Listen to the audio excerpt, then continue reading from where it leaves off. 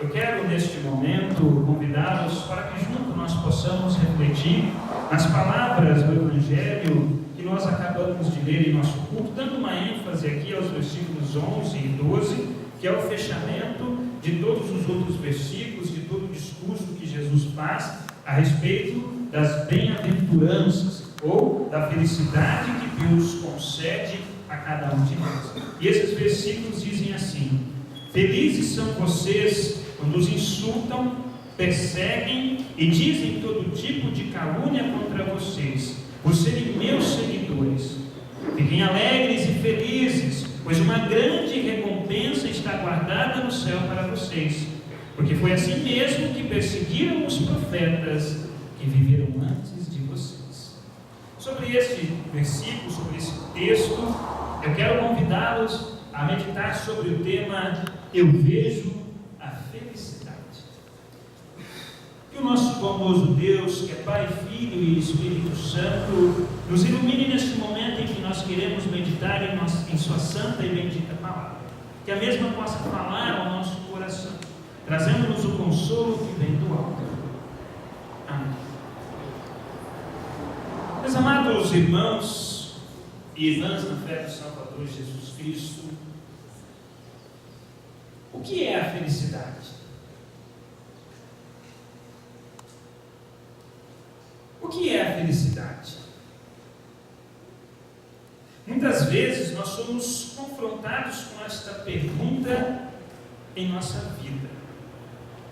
O que de fato e verdadeiramente é a felicidade? Como saber se nós temos uma vida feliz? Esta pergunta, meus amados irmãos, ela nos faz refletir muito além do que o que é somente a felicidade.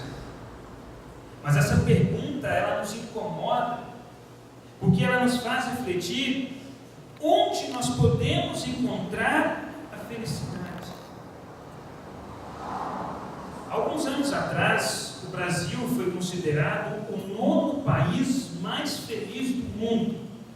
Faz muito tempo, tá, gente? Foi antes, há uns 20 anos atrás. Brincando, porque hoje, se perguntar se o brasileiro é feliz, a gente sabe a resposta, né? Não importa o ano, todos eles estão difíceis. A pergunta feita pelos pesquisadores para chegarem nesse número era a seguinte: o que faz ou quão feliz você se considera com a qualidade da sua vida? O quão feliz você, meu amado irmão, minha amada irmã, se considera com a qualidade da sua vida? Que resposta você daria a essa pergunta?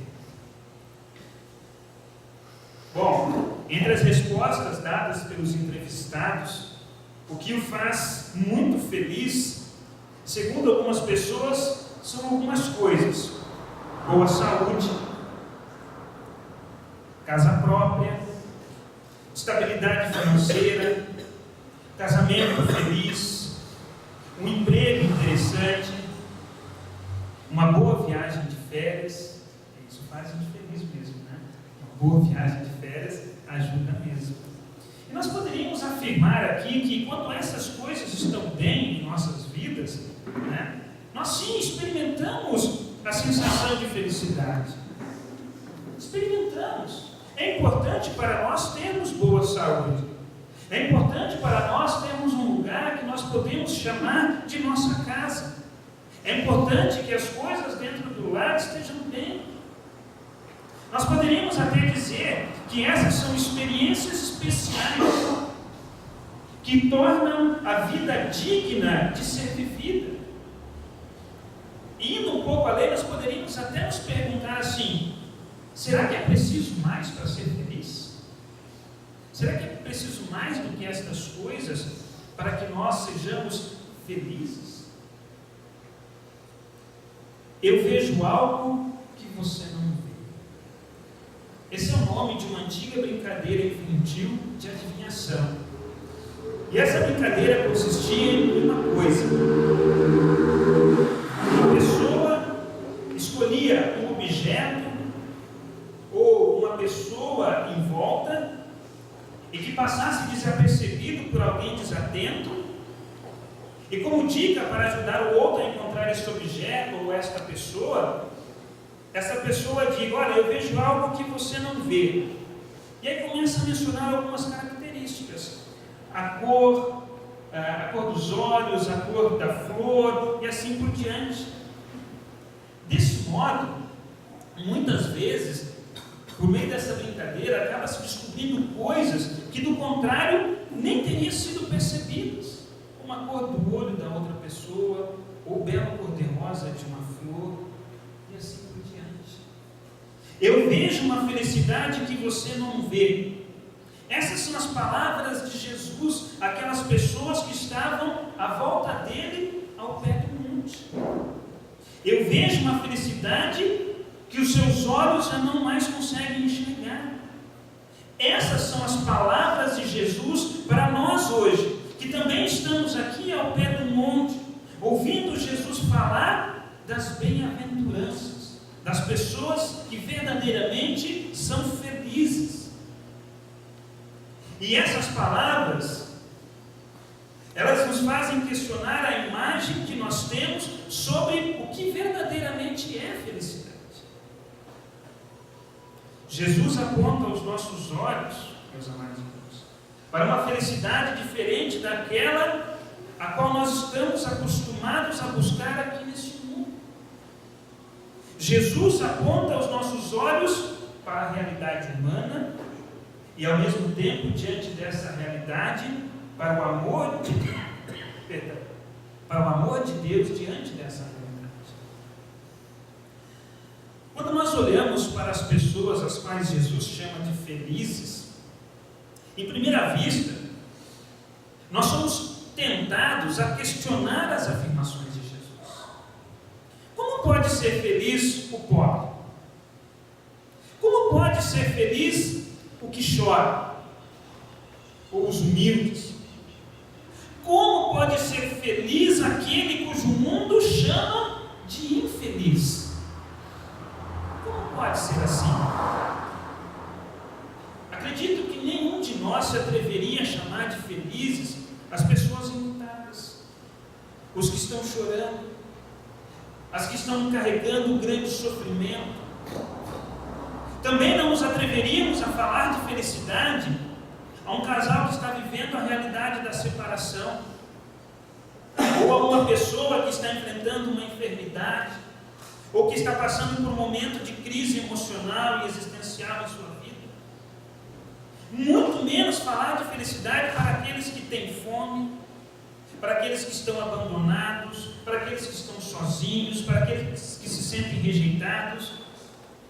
Acredito que ninguém ousaria falar de felicidade, por exemplo, a um pai de família desempregado.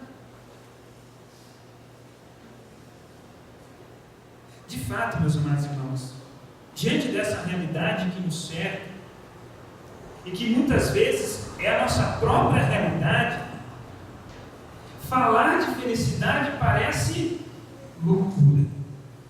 Mas é justamente para esta realidade que Jesus fala a respeito de felicidade. E a essas pessoas que Jesus chama de bem-aventurados, de felizes.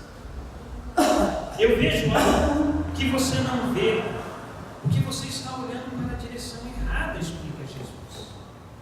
Enquanto os nossos olhos olham para uma felicidade apenas do presente, para esta vida, Jesus aponta os nossos olhos, os nossos corações e as nossas vidas para uma felicidade que é eterna. Jesus leva os seus discípulos para o alto do monte e pede para que eles olhem para baixo, para as pessoas que ele, Jesus, chama de felizes, chama de abençoadas. O que é que os discípulos viram, meus amados irmãos, lá do alto do monte? O que eles viram? Ao olhar para aquele povo que estava ali, ao pé daquele monte, daquela elevação. Os discípulos viram pobreza, sofrimento, doença, sede e fome de justiça, entre outras necessidades bem visíveis na vida daquele povo. O que Jesus mostrou para os discípulos? O reino reino dos céus. Eu vejo o céu e ele está bem ali no meio do povo. Bem-aventurados os humildes de espíritos, porque deles é o reino dos céus. Bem-aventurado, felizes, aquele que esvazia o seu coração do orgulho, da autojustiça, da ganância, que esvazia o seu coração de si mesmo, que esvazia o seu coração de tudo que o mundo considera de valor, e permite agora que Deus preencha o seu coração com um perdão e com a salvação que Ele oferece. Feliz e bem-aventurado é aquele que diz, como o publicano em sua oração no templo: ó Deus, sê propício a mim, pecador. Meus amados irmãos, um jovem pastor recém-formado de nossa igreja, explicando o texto da bem-aventurança, ele acaba nos colocando de uma forma simples e muito completa qual é a realidade desse texto em nossas vidas. Assim diz esse pastor: nas bem-aventuranças, Deus quer nos acolher em seu reino, e Ele o faz por meio de Jesus. É em Jesus que as bem-aventuranças se tornam realidades, e Deus se mostra a nós como misericordioso e acolhedor. Deus conhece o coração, Ele vê as suas fraquezas. No entanto, Ele o busca em suas diferentes esferas de vida. Ele mostra ao que está se sentindo culpado e temeroso que é Ele que dá alívio e proteção. Ao que está sofrendo, Deus mostra que se sensibiliza com a dor. Por isso lhe oferece o seu consolo. Meus queridos, onde os nossos olhos conseguem ver apenas pobreza, sofrimento, doenças, injustiça, Jesus nos convida a subir ao monte e ver o amor de Deus presente. Ele nos convida a ver o reino de Deus em meio ao nosso sofrimento. E é esse amor de Deus, este amor de Deus, que nos torna verdadeiramente felizes. E essa felicidade, no entanto, ela não está firmada sobre alicerces passageiros, como está a felicidade que o mundo busca e oferece. Não está. Porque a felicidade que o mundo oferece, meus amados irmãos, ela é tridimensional. Ela nos ilude, ela nos leva ao pecado e ela nos leva à morte. A felicidade do mundo é uma ilusão, é fruto do pecado e gera morte. Por que é ilusão? Porque ela nos engana, ela nos faz pensar que tudo está bem, que tudo está tranquilo, enquanto nós estamos seguros em nós mesmos, naquilo que temos, naquilo que somos. Mas como bem aprendemos na parábola do filho pródigo, quando estas coisas terminam, o mundo é o primeiro a nos abandonar. O mundo não nos valoriza. O mundo não vê valor em nós. Ela leva ao pecado, porque faz com que a gente faça as coisas contrárias à vontade de Deus.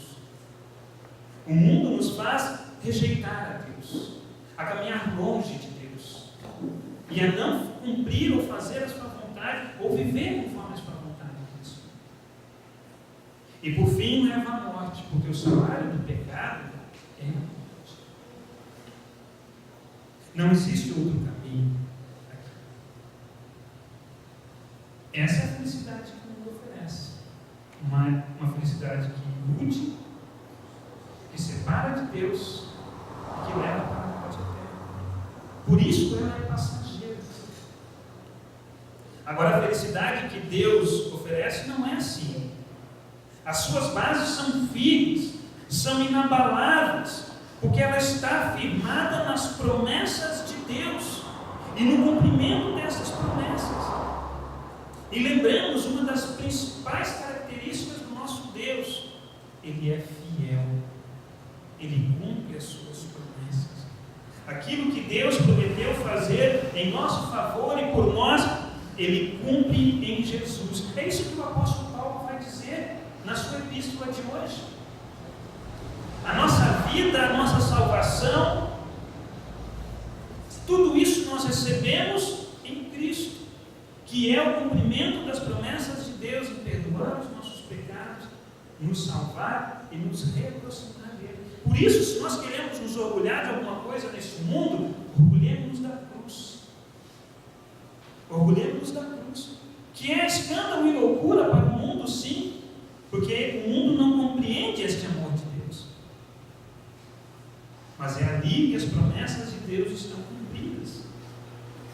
É ali que Deus oferece ressurreição, perdão, salvação e vida eterna. Essa é a imagem da bem-aventurança. Deus age com misericórdia, acolhendo o pecador. Essa é a mensagem que o mundo vai considerar escândalo e loucura. O mundo, meus amados, considera loucura e escândalo a mensagem do Deus acolhedor, do Deus que perdoa o ser humano, do Deus que o assiste em suas angústias. Deus não nos rejeita por causa das nossas dúvidas, dos nossos medos, das nossas aflições. Muito pelo contrário, é nesses momentos que Deus nos acolhe. É nesse momento que Deus quer estar pertinho de nós. É para este ser humano angustiado e dependente do amor, da misericórdia e da ação de Deus em sua vida, que Jesus estende, que Jesus dá como posse o seu reino, o reino dos céus. Meus amados irmãos e irmãs em Cristo, eu vejo uma felicidade que vocês também podem ver agora. Essas são palavras de Jesus para cada um de nós. Uma felicidade que o próprio Jesus guia os nossos olhos para poder enxergar. A felicidade do reino de Deus, onde nós somos acolhidos em meio aos nossos pecados, sofrimentos, dores, lágrimas, e somos consolados, perdoados, amparados, e temos os nossos olhos enxugados de toda lágrima. Eu vejo algo que você também pode ver: a felicidade e a vida sob os cuidados de Deus no céu. Por isso Jesus diz a nós: fiquem felizes e alegres, pois uma grande recompensa está guardada para vocês no céu. A bem-aventurança eterna